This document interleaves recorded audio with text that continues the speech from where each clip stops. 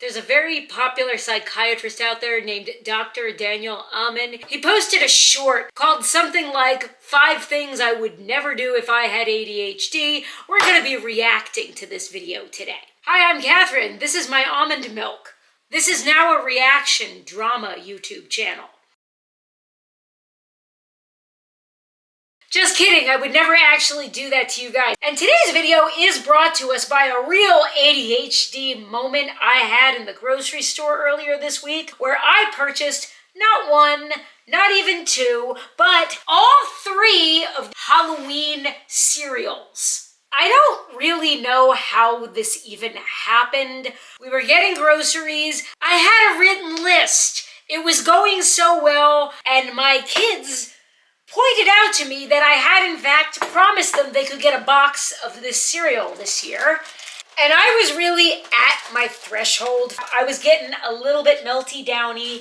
A debate ensued about which box they were going to pick. I just bought them all. So we were talking about the psychiatrist. Let's start with tip number 1.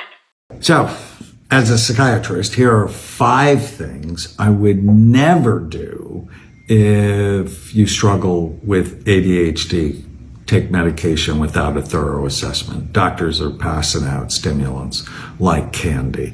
You need an assessment, including someone looking at your brain to see, is this going to be good for my brain? This one is the most important one to me, and it's actually the entire reason why I wanted to make this video. And please do not think I am saying that I am like against stimulant medication to treat ADHD. The data you can look at says that it does work for people. I'm not saying it doesn't work. I'm not saying people should not take these medications, but my God, you really have to approach these things cautiously. Please, if you decide you want to try taking something like Adderall, please go get a full evaluation. Do not just walk into your GP's office and ask them to write you a prescription, because unfortunately they probably will. Dr. K, the healthy gamer, has a whole video all about like stimulant medication for ADHD. I'm going to link it down below. General practitioners, in his observation, in his opinion, have a really strong bias often towards believing stimulant medication is just the best treatment for ADHD, because they're only basing their opinions on what patients are telling them. And the thing with stimulant medications is that get very fast results. And as humans, we have a tendency, if we see results faster from one method of doing something than another, we have a great tendency to believe, because we've gotten this instant gratification, that that is a better method. Not necessarily the case. For some people, maybe Adderall is the best thing out there, but I think it is important to understand that a medication or a particular form of therapy, or joining a support group, or watching YouTube videos, all of these different things we can do are just tools in the toolbox. There is no one single thing out there that is this great cure-all for ADHD, which is not a disease, by the way. It makes me nervous when people see results like that and they just immediately think they have found a magical answer. I saw this one video where this person, and I don't want to say too much because I don't want to talk about like who they are. I'm not like bashing anybody. He was talking about their experience taking ADHD medication, and they went on this very long dramatic thing about how all these symptoms they have and how their ADHD was ruining their life. And then they started talking about, and then comes along Adderall. And I think they actually used the word magic, and they just went on to paint this completely rosy, perfect picture of how everything in their life was now great because they had found Adderall. And at some point when they were talking, they just casually slipped in, "So I've been taking it for 4 days now." Oh, sweetie, you're not cured. You're a little bit high. People who have ADHD will often be really defensive and say things like, "No, you don't understand. Like, when people who have ADHD and they take amphetamines, they're not even getting high." You shouldn't be getting high on your Adderall if you're taking it as prescribed by your doctor. It's true, you shouldn't be getting high from it. But I think there is this thing where people believe that like people who have ADHD have some magical other type of brain or metabolism that actually prevents them from getting high on amphetamines. Like when I take drugs, it does something completely different to me than it does for everybody else because I have ADHD. Hey, if you're a healthcare professional, feel free to go down in the comments and argue with me or chime in. Give everybody your opinion. People who are abusing stimulants and ADHD people are not mutually exclusive groups. It is perfectly possible to legitimately have ADHD and also be legitimately abusing a stimulant. And there is a lot of research that indicates that people with ADHD are more susceptible to substance abuse disorders. Number 2. I would never self-medicate with alcohol or marijuana. Substance abuse is something that can happen to anybody. Be really careful. Also, even if you don't like become an alcoholic, we are absolutely living in a world right now where one of the biggest problems we have, all of us, myself included, is we are constantly trying to escape pain and discomfort. It is stressful and depressing and uncomfortable to be going through like a major ADHD kind of episode or a period where you're just feeling like you're a mess, you're not getting things together, you're forgetting things, you're laying in your bed trying to get started, but you can't get up and go. Other people are telling you you're being lazy.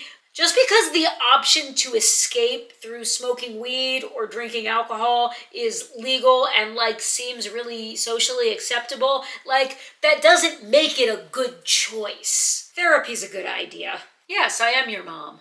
Moving on to Frankenberry.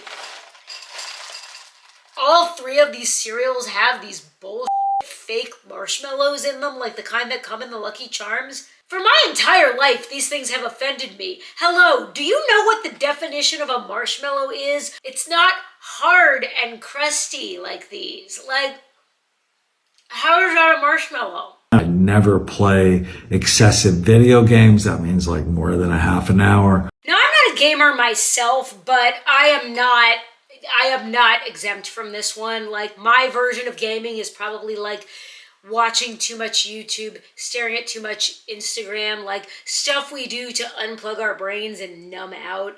It's not that we shouldn't be doing things like that, but I mean, let's be honest, we're all doing it way too much. We are all spending at least like 2 hours a day staring at our phones, doing nothing important, and then complaining that we don't have time for anything. Hilariously enough, the last therapist I saw actually suggested to me that I should start gaming. I don't have any friends like physically near me where I live, and I don't really know how to make friends. And she was like, hey, have you ever thought about gaming? And I was like, no. And she was like, you know, you play these games on Xbox Live or whatever, and you can meet people that way. You don't have to leave your house to do that. Some people use it as a way to socialize. Like, she's really serious about this.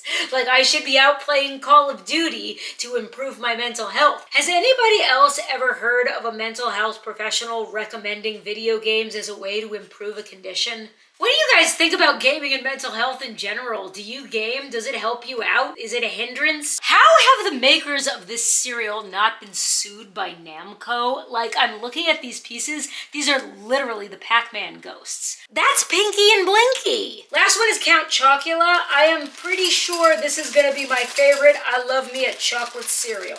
Moving on to number 4. Never eat a lot of sugar. Halloween cereals. We got some Sour Patch Kids. Fortunately, I found 2 Pop-Tarts in the back of a cabinet. And I have ADHD and a pint of Ben & Jerry's. I wanted a popsicle, so I came back inside. I can't just eat a Starburst. Does anybody else have this problem? I have to like manipulate it into different shapes. They call it snacking chocolate. Ramen noodles and Kool-Aid. Cinnamon Toast Crunch. If these were around when I was a kid, I'd be diabetic. Number 5. And I never stay up late and disrespect my sleep.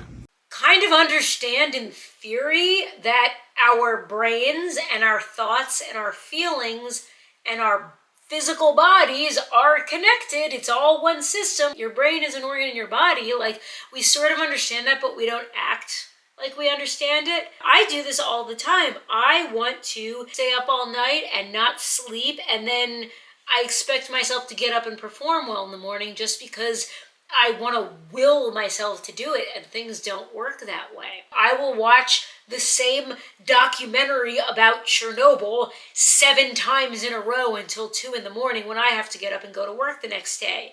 That's embarrassing. I'm 47 years old. If we want to feel better, we have to pre-pave that by making better choices the night before. And our tolerance for boredom, conflict, sadness, frustration are always going to be higher when we have had enough sleep. Why is it that we are all in such severe denial about the fact that we have to go to bed at night? This cannot just be me, right? Is this you? You want to see a real ADHD moment? Over the course of this video, I have brought to my desk 3 different identical pairs of reading glasses because I keep getting up to do something else and forgetting what I'm going to say and thinking I have to go read my notes.